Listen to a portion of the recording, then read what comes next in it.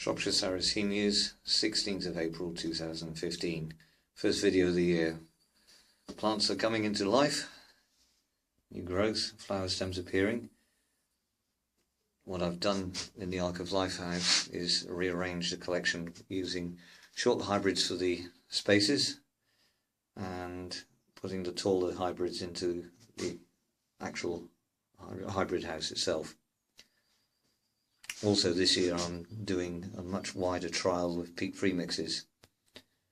I've got a lot of new plants with some swaps, some Hurricane Creek whites. Coming over to Sarracenia aureophylla. These are showing tremendous growth. In case you're wondering why some of the plots look dry, that is actually the peat-free mix. It's a mixture of mill, pine bark, granite chips and perlite. And the advantage is you don't get any moss forming on the top.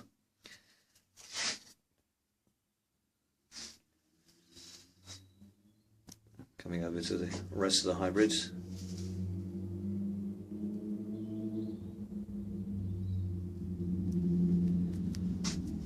Just note there's very strong growth on the peaches in the peat-free mix. For sake of identification which plants are peat-free and which are not, there's usually a coloured label alongside the white one. Now we're into the hybrid house proper. Praetorian Guard is in a peat-free mix. You can see the strength of the growth. Panning across the Morii, and also now some of the plants from Eric Serber. This is Adrian Slack times Leucophylla crosses. And in the front, some of the newer Japanese plants. It'll be a few days before the flowers open in this greenhouse.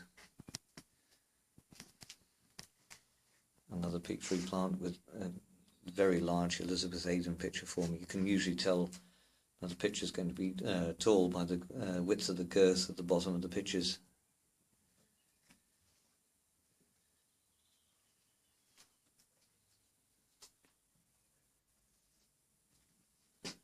Direct comparison. Sarracenia green frog.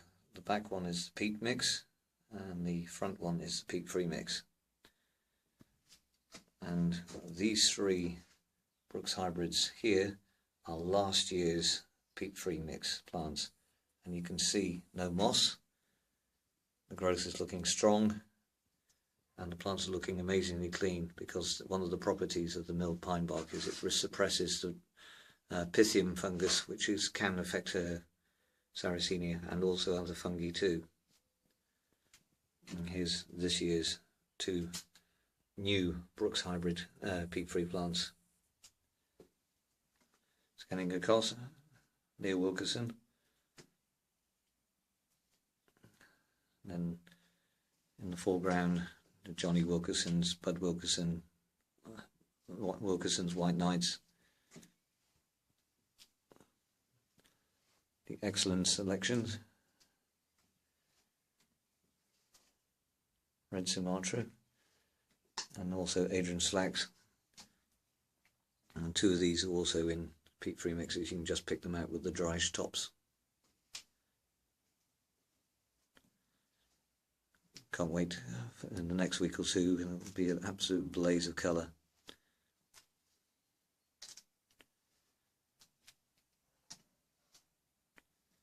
And we shall move on to the next greenhouse. Okay, now we're in the Sarracenia flower house.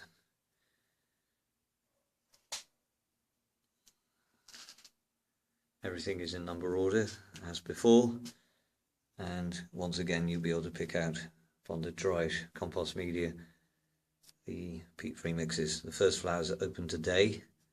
No, it's a little bit later than some of my southern British and European colleagues who are growing these plants, but never mind, spring has definitely sprung.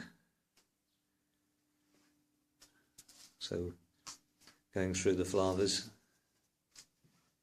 a little close-up of Plant number F46. You can see strong growth. We've had a lot of sunshine lately, so this can only be good to give them all the boost.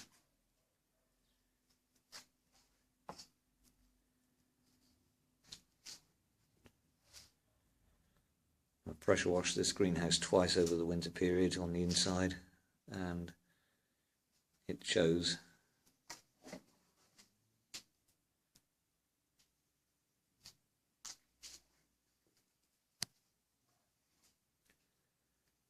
It's not a plant that isn't in growth. I'm also keeping the side vents closed during the growth period so the plants will get hopefully quite large, because there's a relationship between heat and height.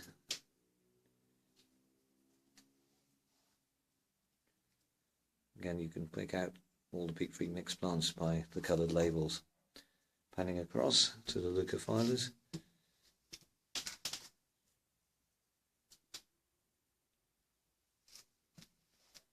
Starting with L1 to going ascending now in plant number order.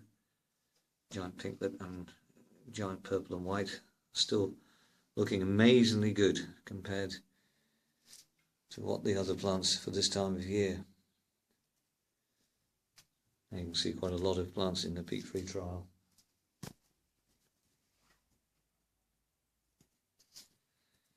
Yeah, so the anthracene-free plants, they seem to go wild with the flowers sometimes when they've had a lot of sunshine. Here's one of the peat-free mixed plants I'm really excited about, L49A red tube from Perdido. And that's really strong for this time of year, for this latitude.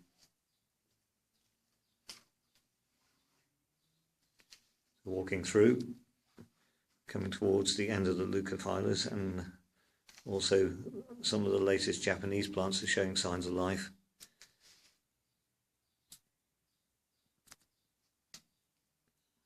And now on to the rest of the flowers. Goldie's beginning to look a little bit yellow already in its growth.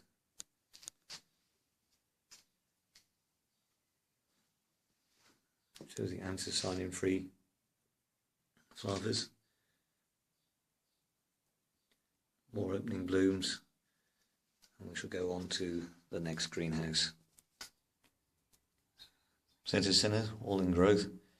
I haven't put these obviously in the water experiment as discussed last time, but I want to extend the trial using lower water levels in the other containers. So a line of A28 black tubes in the peat-free mix, all have growth on it. And as we scan through, once again, the colour labels indicate peat-free, and also the drier compost tops.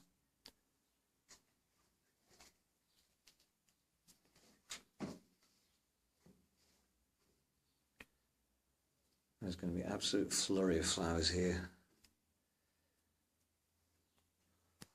So this time I've also changed my culture with the Purpurea venosus. In a little bit of space. Oh, first luteola flower. A few more close behind. This one's in its peat-free mix. Because this end of the greenhouse is slightly lower, the water's a bit deeper, and I put sphagnum in between to try and also help to increase the humidity as it grows.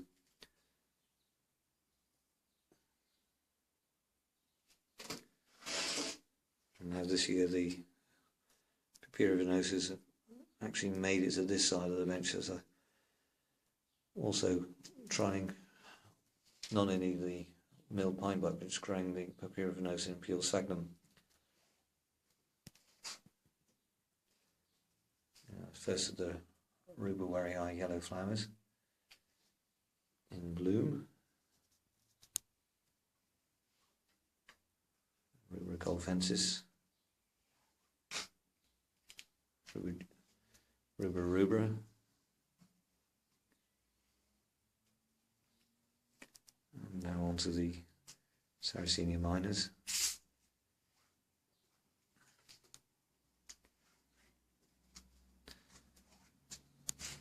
Small cutting of M31A in its peat-free mix with new growth, and M31B in the peat-free mix with the flower stem coming, and M18 at the back also has its roots in the peat-free mix too. On the floor this year I am using these 1 metre by 1 metre square tray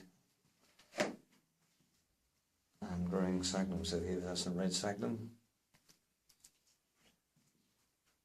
On the other side, one of the trays has papyra in it. Let's see how it goes without any compost. Just its roots in sphagnum moss. An established colony of red sphagnum from last year.